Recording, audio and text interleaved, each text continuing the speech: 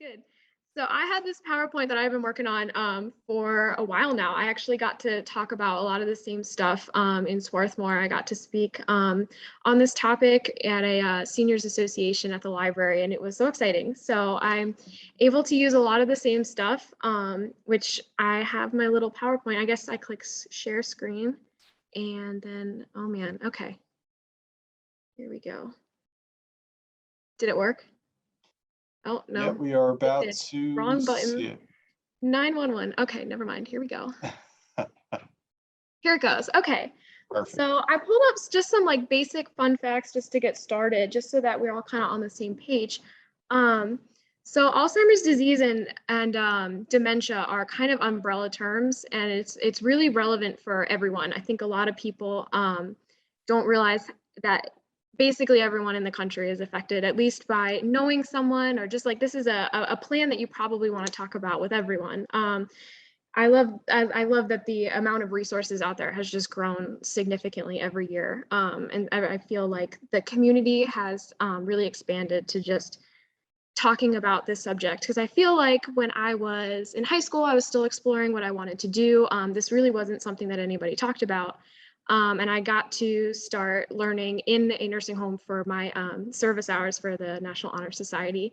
And that was when I kind of just fell in love with this whole field. And I really feel like it's changed a lot, even in just the 5 or 6 years. And it's just been really exciting to see the research and just the amount of participation from the community.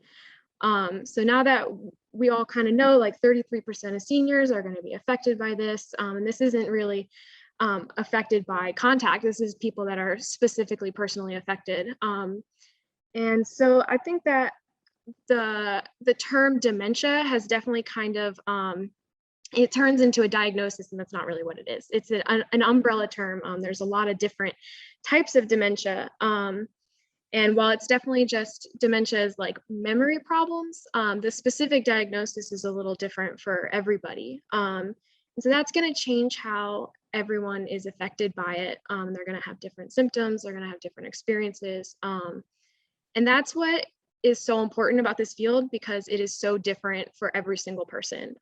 Every single person who is experiencing a type of dementia or Alzheimer's is going to have a completely different journey. And that's why the community setting is so important, to keep the group of peers together, so that everyone is kind of going through it together, and they can just spend time with people that are similar in their life stage. And it can feel like a very isolating time, and a lot of people don't want to talk about it. They don't want to communicate with what's going on, because it's scary. But when everyone's kind of in the same boat, there's a sense of camaraderie. And that's actually been really exciting to see. A lot of my the residents that I work with every day, hearing them say things like, I understand why I'm here.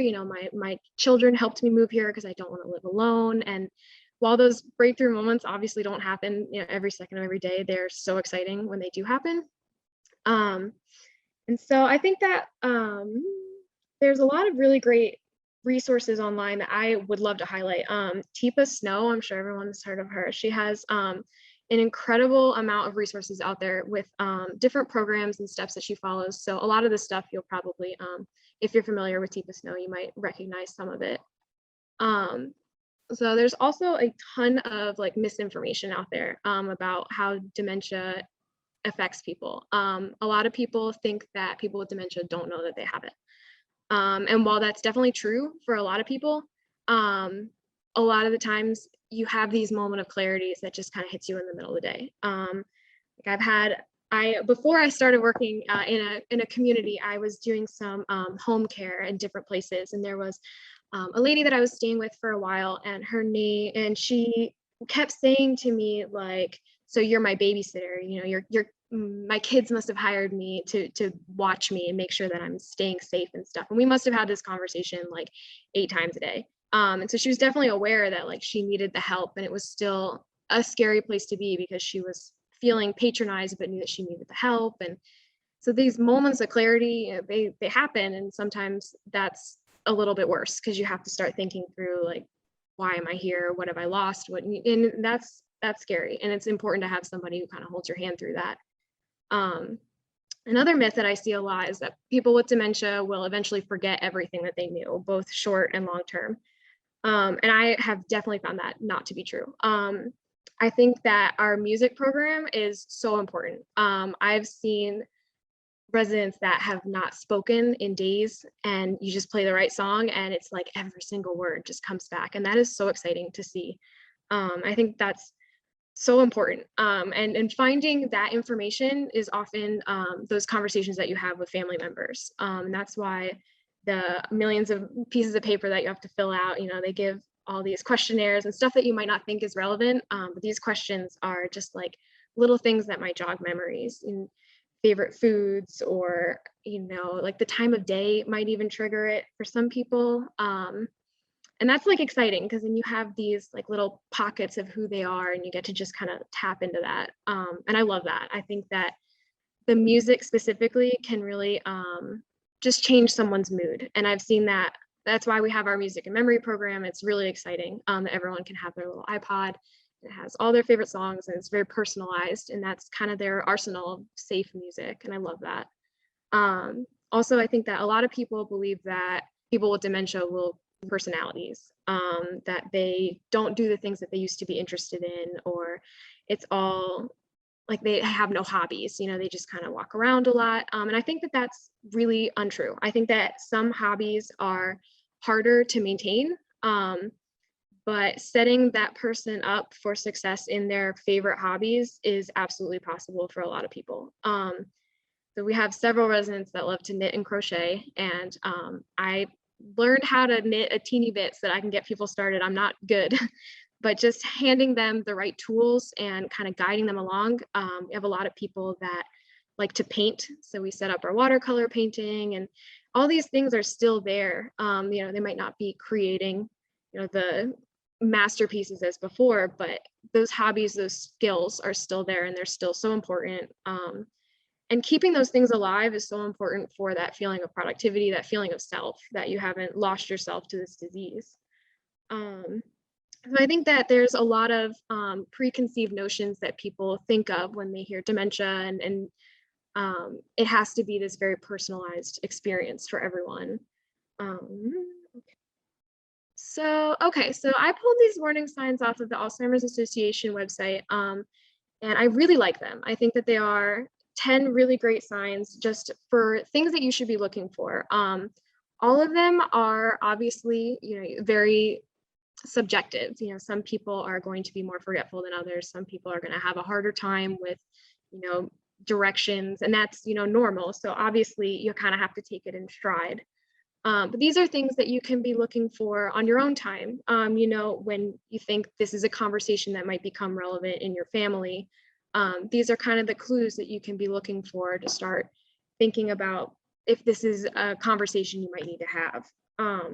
So you can read them off the screen, but some of them I think are important to clarify, like unusual memory loss. I think that this one is hard to pin down because everyone's forgetful. You skip a doctor's appointment, you forget a phone number, like that's normal. It's these consistent things where you can't recognize faces, or specific names are never coming back, or you consistently leave the oven on when you leave for work, or things like that. Like these are warning signs, like that's not normal. And it's hard to separate what's normal aging and what's not. But a lot of these skills, like difficulty with one's easy tasks, like that could be something like just brushing your teeth, finding your stuff, locking the door. I see it a lot when people are putting their key into the lock. They'll put it in upside down and they're like, oh, this is the wrong key. No, it's not. It's just you're putting it in backwards. And these aren't things that you might have realized that you were doing 10 seconds ago. Or also we do a lot of puzzles, putting a piece in and it's absolutely the correct piece, but it's upside down, and you kind of have to rotate it. And these are things that once would have been easy and now are a struggle. That's kind of a red flag, something that you should be looking for. Also, this is an interesting one that I learned in college. I think that I see this all the time and I wouldn't have known to look for it. The depth perception and spatial awareness. So imagine putting a coin into a piggy bank. For someone with dementia, they might have a really hard time lining the coin up with the slot, or like playing Connect Four, dropping the coins in. That's hard. And that's because your vision starts to change based on how your brain is. And I have some cool slides in the later on that has like brain function and how that affects you. So you can kind of see, like, depending on the type of dementia that you have, your diagnosis might affect different parts of your brain. You'll experience different symptoms. Yeah, I'm trying to think if there's any other here that I want to. Yeah, the social withdrawal is also a really big one. That I think is hard because a lot of times, life changes, and especially with COVID, it's impossible to tell, what social withdrawal is right now because we're all socially withdrawn, and that's really hard. But I think when you start to notice, not going to church, not going to the book club, not going out for walks, this can be maybe a normal change. Maybe they're just, like hanging out by themselves. That's fine. But if it's something that you're noticing that's a stark difference, that can be a warning sign. Why are they withdrawn? Are they afraid of the things that they know they can't do? Are they sleeping too much? There's just a lot of things to look at there. So obviously these are all really subjective, but it's things to start looking at when you think that this is a relevant conversation for your family. Yeah, this is kind of the same stuff that I was just saying. What does normal mean? So the thing about forgetting things, like, you're gonna forget things no matter who you are. I forget everything all the time, so yikes. Like these things, like if you go to the doctors and you can't remember all your medical history, or you meet someone in the grocery store and you should have known who they were, and then it doesn't come to you until after. Normal. But when it happens all the time, and these are things that person's probably not going to tell you. And then, yeah, the stuff like forgetting, the simple tasks. I like to point this out, the simple tasks that you can expect that they would have known. Is there a different reason why they're not doing it? Like, for instance, buttoning a sweater, if your fingers really hurt, that is going to hold you back from buttoning it up, and that's not necessarily a cognitive disconnect. That's just your fingers hurt. So I think it's important to start with, the physical issues that might have caused a person to be the way that they are, instead of, jumping straight to, that this is a huge deal. We see the physical changes as someone ages a lot. So it's important to be able to separate that and not just throw it all into the dementia umbrella. So this is an important conversation. I think a lot of people have, they are willing to see what it is and then not know where to go next. It's really hard to have this discussion that, Mom, I think you need help. Dad, I think you need help. Because no one really wants to hear that. I think that it's important to kind of plan that conversation out before you just kind of go for it. I think it's important to have the right person do it. There's a lot of people that are not gonna be able to successfully have this conversation. So if somebody is really struggling, it should probably be their spouse. Maybe they want to hear it from a doctor. And this is a very hard conversation for the whole family. And it's important that everyone is in a comfortable environment, that this conversation takes as long as it needs. And then just thinking about the logistics of staying safe is also really important. A lot of times we'll see aging couples, and if you can't care for your loved one, that's when you need to start looking for, help immediately. I think that it's really hard to kind of just manage the back and forth of what help do I need and what help do I want, because sometimes you don't want any help at all. But it's important to look at yourself objectively. Is this something that I can do by myself? Because, that's when you need to start looking around for options for help. Okay, so I have a couple of my brain pictures here. So you can kind of see how the brain is affected by just the dementia, how it ages really differently. I have a breakdown here of the 4 major parts of the brain, and each part is going to be affected by dementia differently. And you can kind of see where the different kinds of dementia, they can tell you where it is in your brain and how it will affect you. Like, frontal temporal dementia is going to be up here, and that's going to be your judgment. And you can see that, like, a lot of those issues are going to cause, aggression. If, there's damage to the amygdala, and the hippocampus is your memory. And, these things are all going to be affected differently, depending on how, like what your specific diagnosis is, how your brain is aging. And these are all very objective reasons of why you're experiencing certain symptoms. So then I have a little picture, I think it's next, it is, of where all those little parts of your brain are. So you can kind of see, like if you go back to the brain thing, you can kind of see here where like it's gonna age you differently depending on where it's hitting you. So that's how your symptoms are gonna be a little different depending on your diagnosis. But so this is a common thing that I see, that people know that they have it. And it's kind of like, what do I do next? How do we talk about this as a group? A lot of people have just referred to it as the diagnosis. Some people are just, mom is sick, mom needs help. Because it's hard to keep using that word around people, because it has a lot of stigma, and it's just a tough word. And I think that giving them all of the clues that they can, so that they don't have to keep asking these questions that they know that they should know, is really helpful. I think that the way that you phrase your questions is really important. So like you can see my third little bullet point here, like the written reminders. So stuff like that, like if I'm talking to a resident that I'm not familiar with or not as familiar with yet, and I'm asking questions, they're going to be fairly close-end questions, because I know that they are not going to be able to provide hypothetically a full sentence. If I say, what are your kids' names? They might not be able to name them.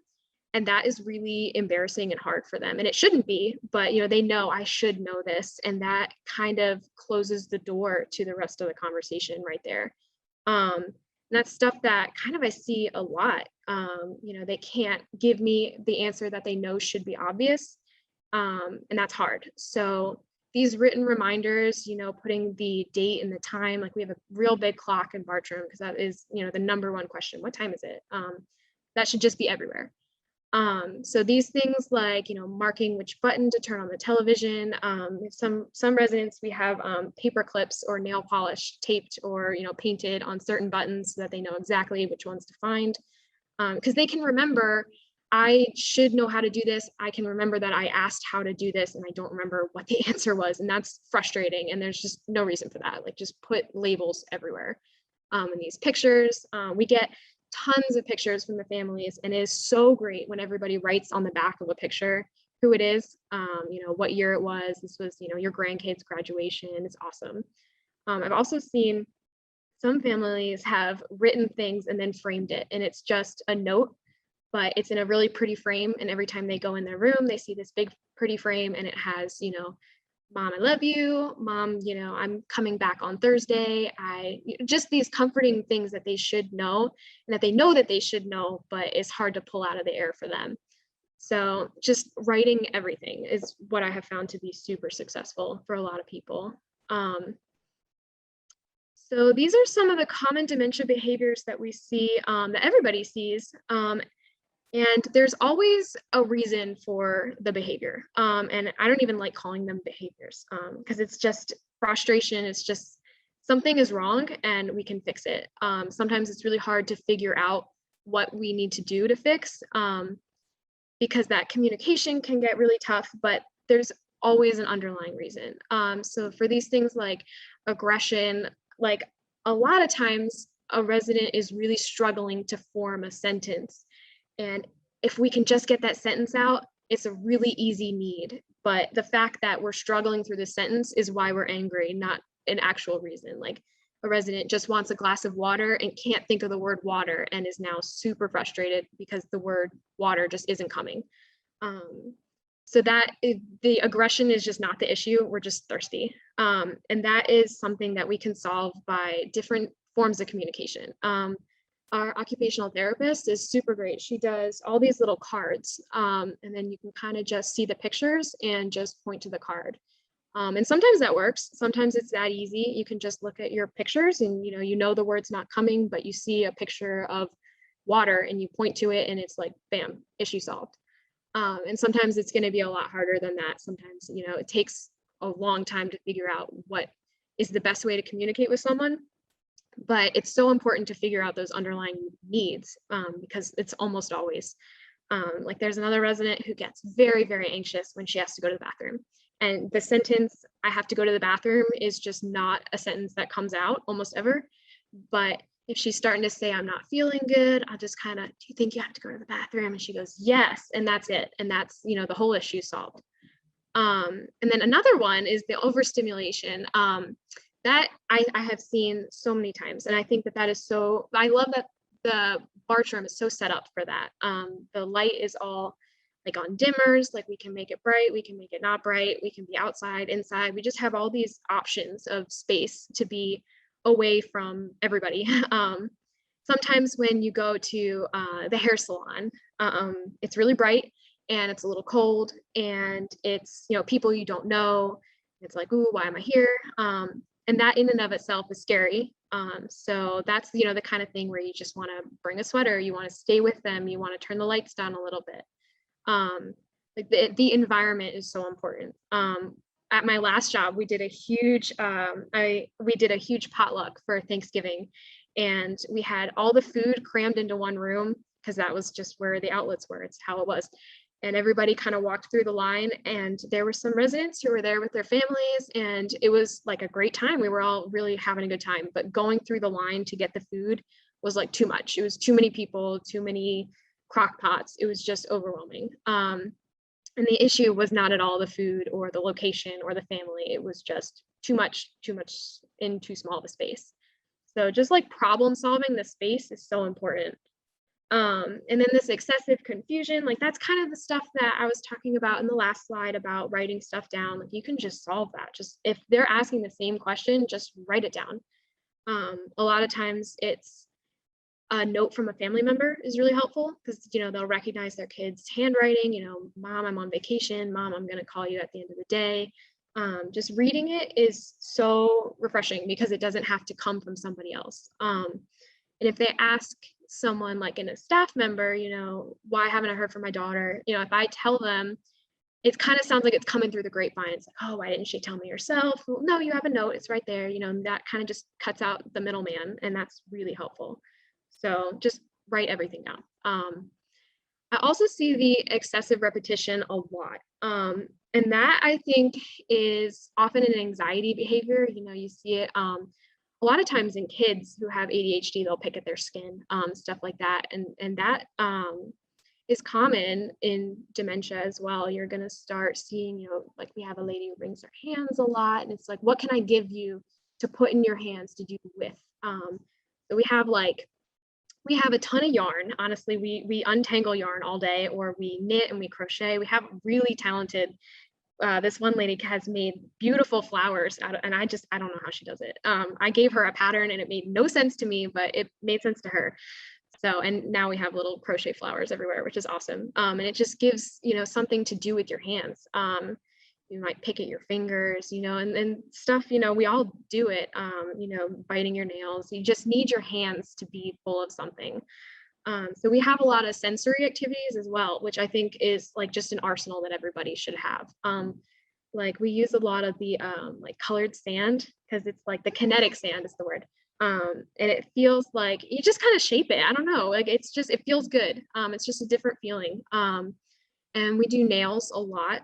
And that's also really helpful because it's just that physical touch. And then also that last one is about suspicion or paranoia.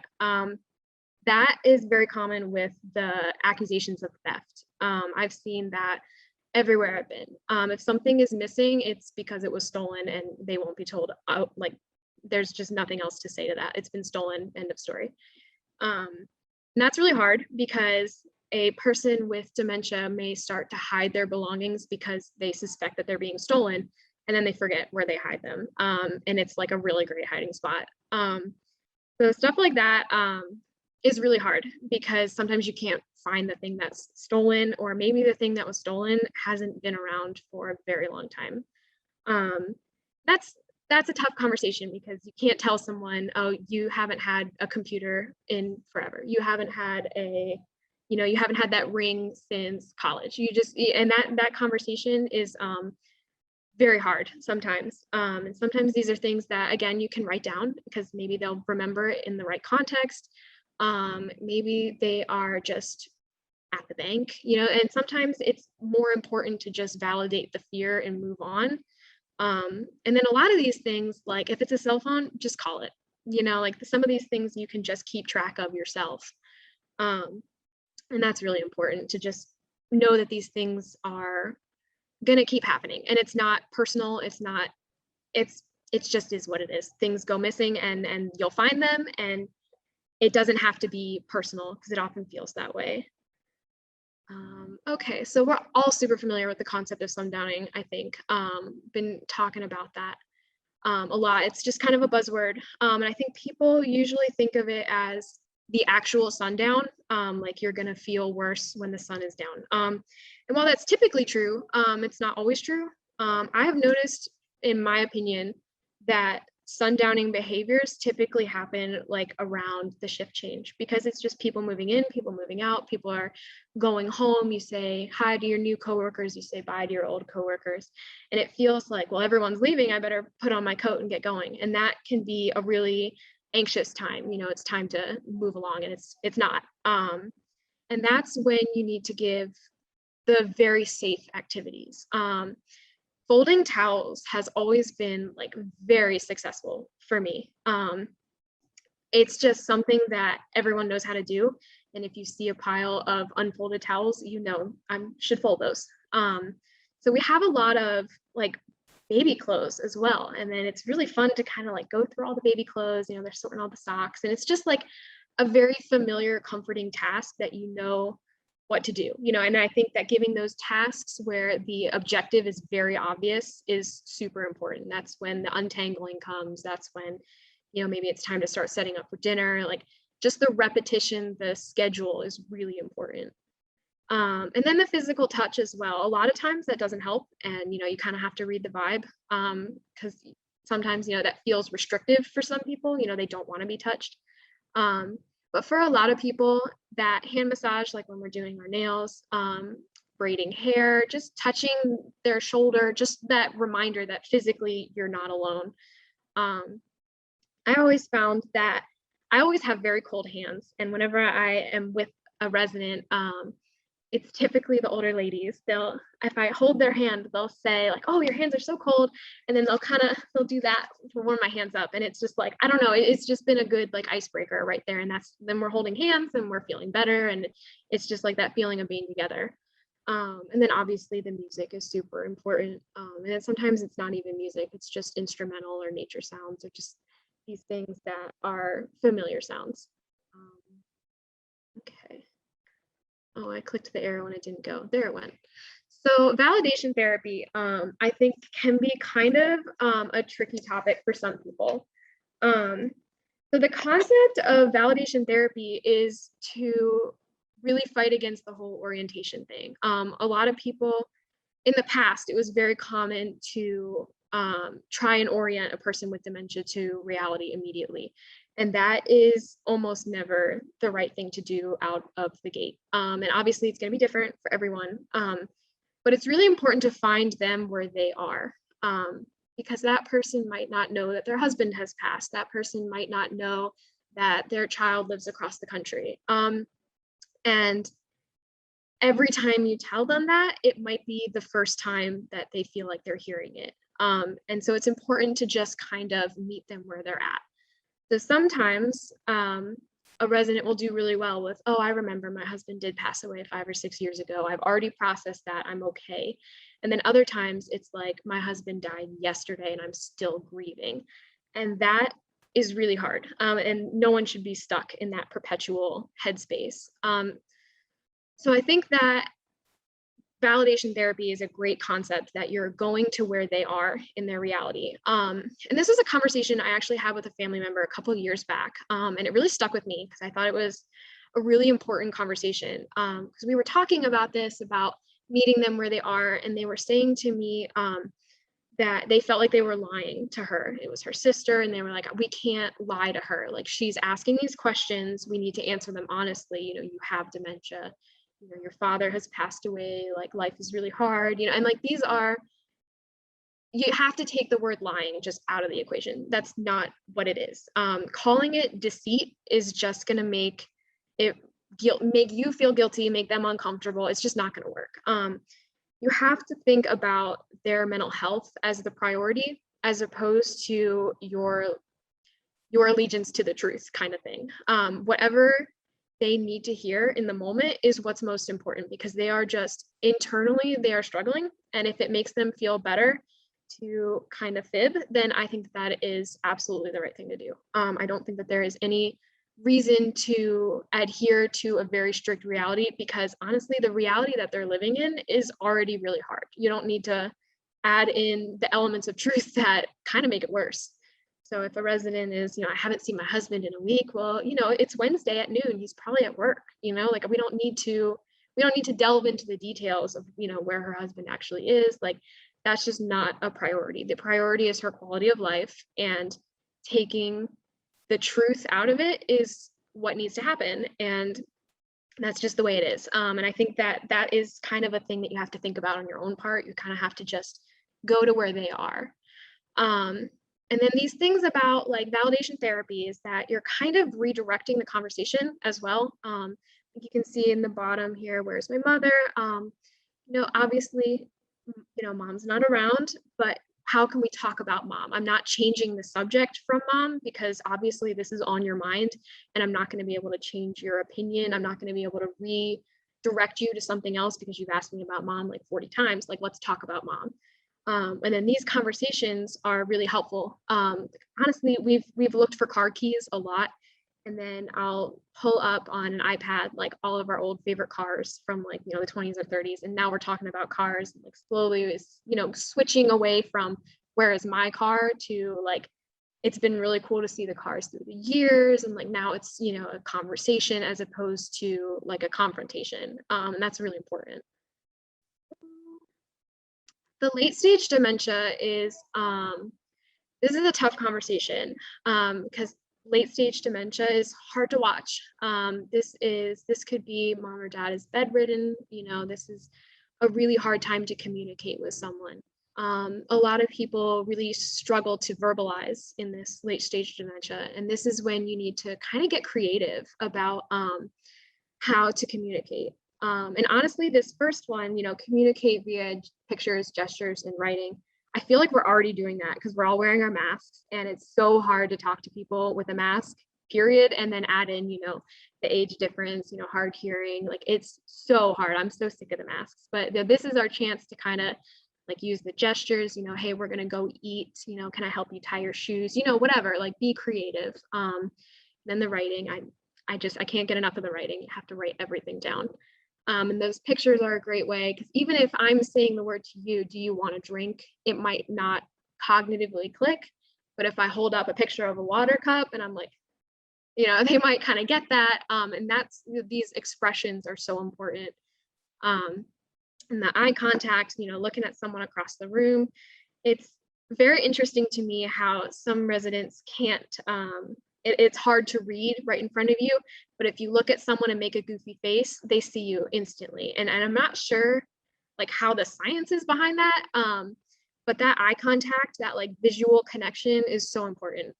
Just like, I'm listening to you, we're on the same wavelength, just that communication. And also, back to the communication, it is so important to speak slowly. And I've actually learned that when your voice is a little higher pitched, it's actually harder to follow. So instead of speaking louder, you should try and lower your voice, like the tone of your voice, which is, hard for women or whatever. But if you have a higher voice, instead of, saying your higher voice louder, just kind of lower that pitch a little bit. And it might come across a little easier. It might not, I don't know. But that's what I have found. And that is what the science says, is that it's easier to follow those lower pitches, which I think is super fascinating. And then going back to those 5 senses, if a person is bedridden, if they're not able to speak, that's a really good time to hold their hand.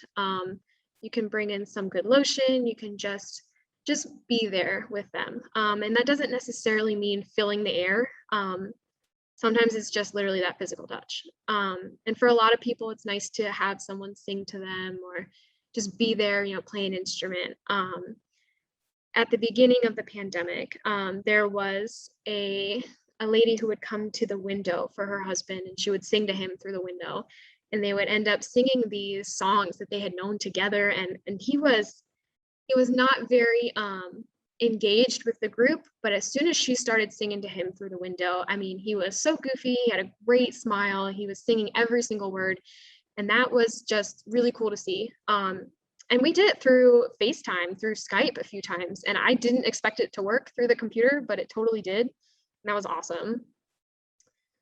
So I think this is one of my last slides here. This is a conversation that I think is more and more relevant. A lot of people want to do this by themselves. They want to keep mom or dad at home and just kind of one man show. And that is not always the best, and it's not always possible. It takes a village, and this is such a hard period of life for your entire family, and it is so important to surround yourself and surround your loved one with people that know what they're doing. And it often feels like you don't know what you're doing, because it's so different for every single person that you don't, you're gonna have to, you just have to crowdsource.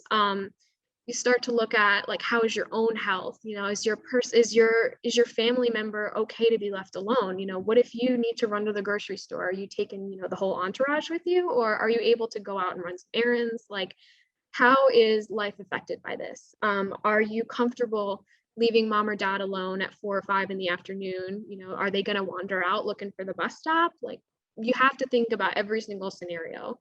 And that's really hard. So that's kind of a conversation that you have to have, like, with yourself. Is this the right place for me to be? Like, how can I support my family through this? And that kind of leads me to the caregiver support. This is where you have to take care of yourself, because you can't help them if you're not helped yourself. I think that finding that support group, people that have a similar experience, people are going to offer help, and you don't have to tell them, like, oh no, I've got this. Like, no, you don't. That's okay. You should accept help.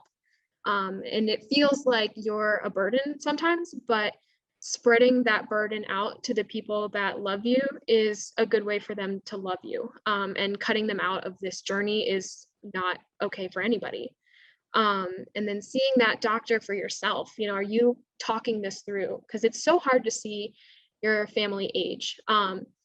And it's really important that you process that appropriately for your own health, and then also so that it kind of trickles down to them as well.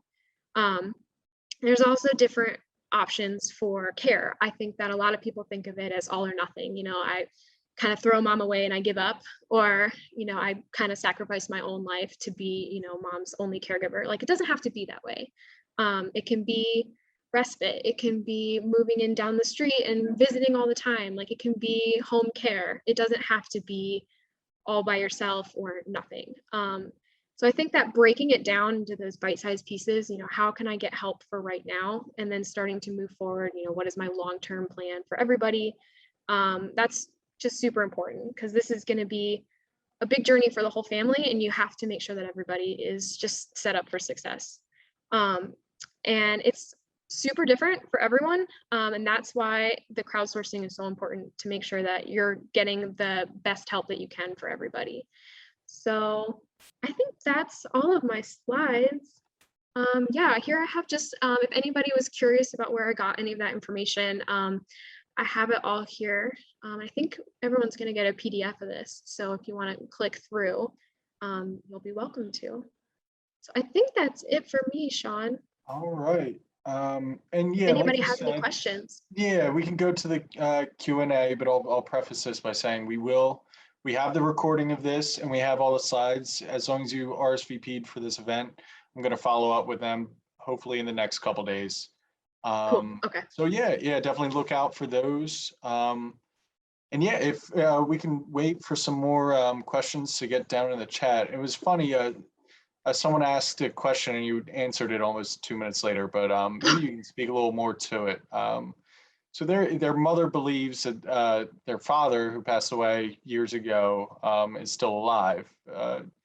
At first, they told her no, and he's gone, and she would get really upset. But how would you recommend going about that? Yeah. And like I said, it's going to be different for every single person. So I think of the movie 50 First Dates. I hate that movie. It stresses me out because I feel like every single day that girl is, I don't know if anyone's familiar with the movie, but she has memory loss, and every day she watches a video of what happened to her, and it explains why she is the way she is.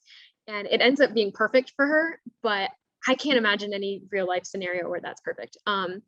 That is such a hard reality, because every single day that she hears he's gone, that is brand new information, and that's a bummer. And then every time that it's brand new information, she realizes it happened 8 years ago, and there's a guilty feeling like, how come I didn't remember this? And that's double bummer, and that's really hard. So honestly, in that kind of scenario, that's where the validation therapy, that's where going to their reality is so important.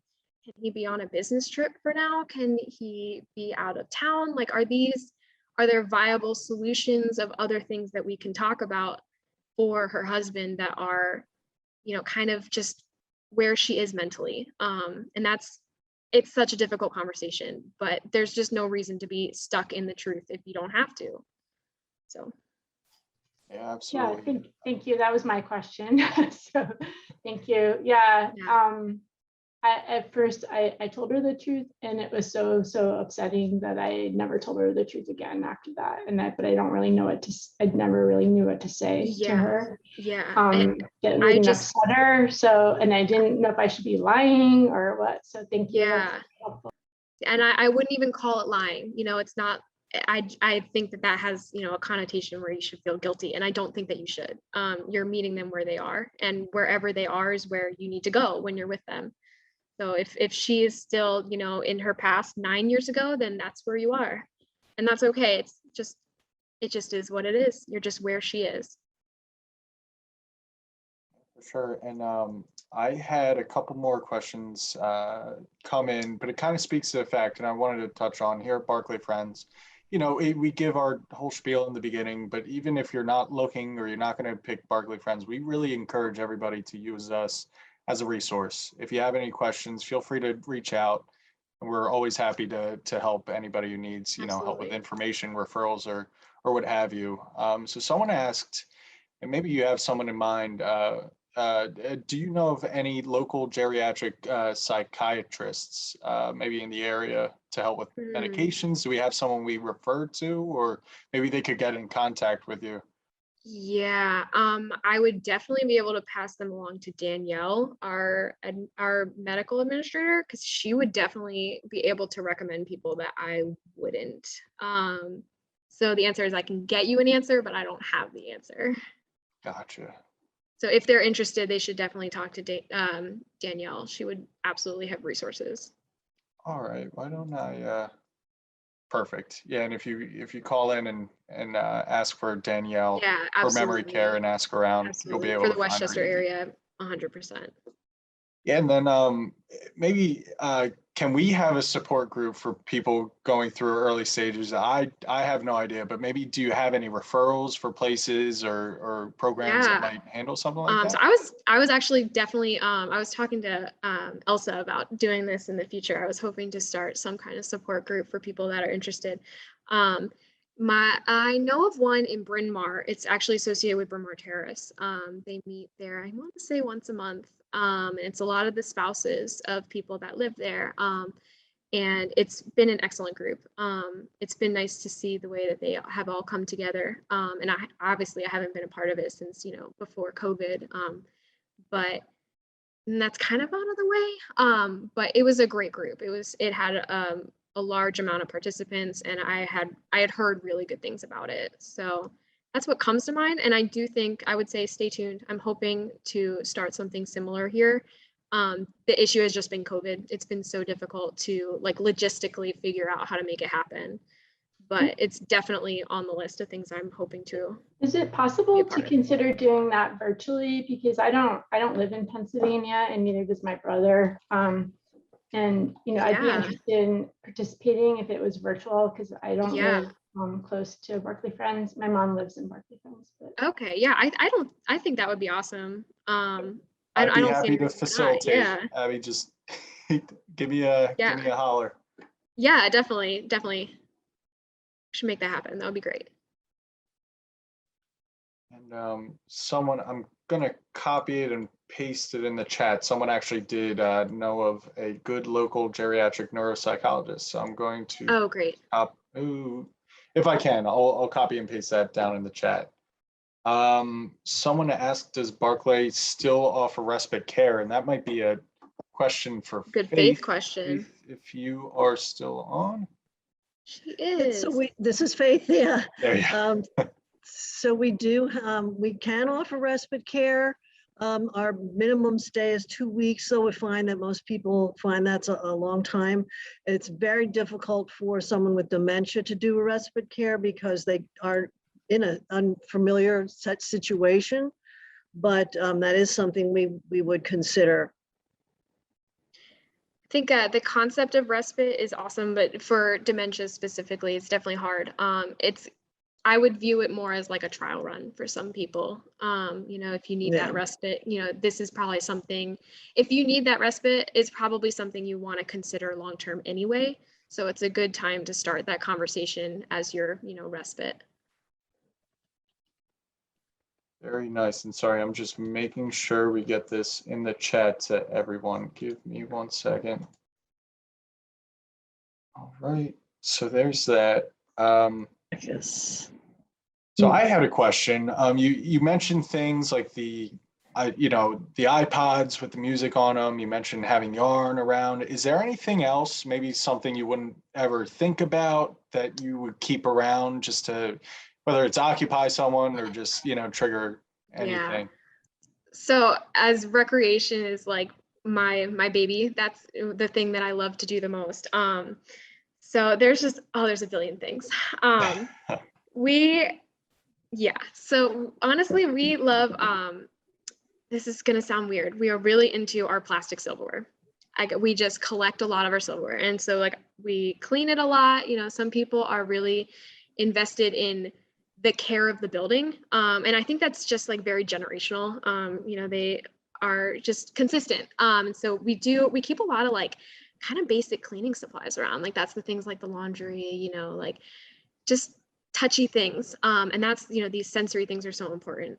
We have a billion puzzles. We do so many puzzles. And that's really fun. Honestly, I found that 300 pieces is really our like sweet spot. And that's, yeah, we do a lot of puzzles. We also have a lot of just like basic game pieces.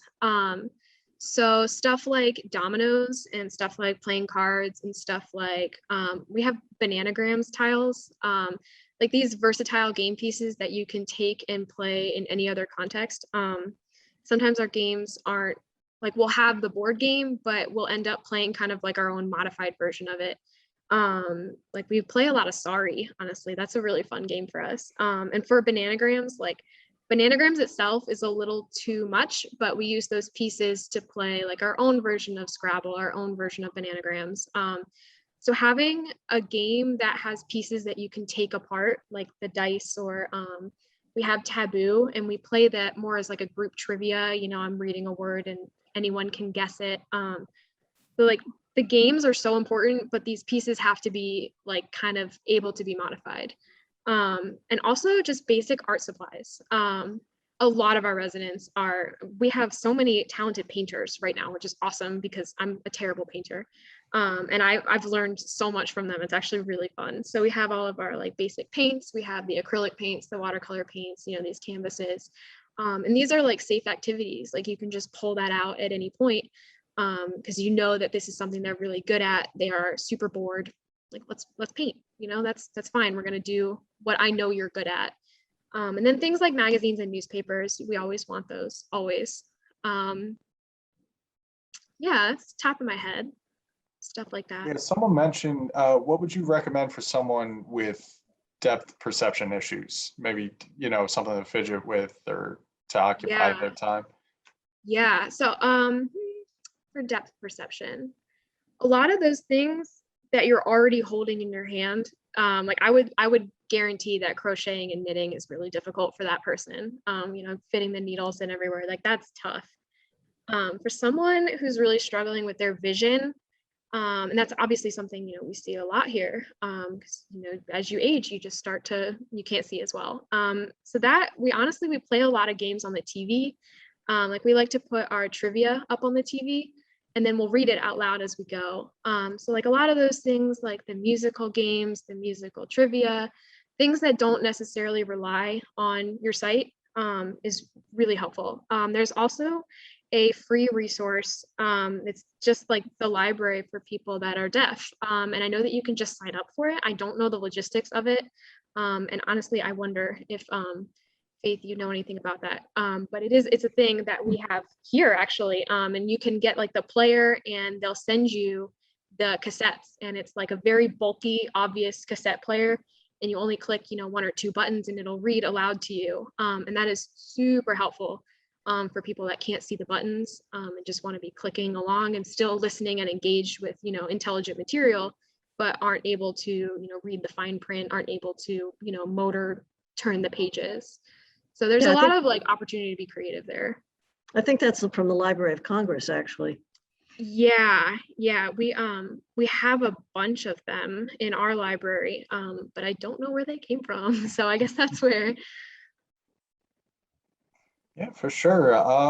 I could give it a couple more seconds if anybody else has any questions. I did turn it so that they all come to me. They're all going to be anonymous. I know in the past we've done this about 4 times where we have a very dementia focused event. There are plenty of caregivers out there, plenty of people with anecdotes that they want to share. So feel free. If not, yeah. I'm sure Abby will let you know if she can start one of those support groups. Absolutely, because that does sound like a great idea. Yeah, absolutely. Hey, Sean. Yes. Yeah, I actually had a quick question, if I can. Sure. And this is more on the industry side of it. Abby, thank you so much for doing this.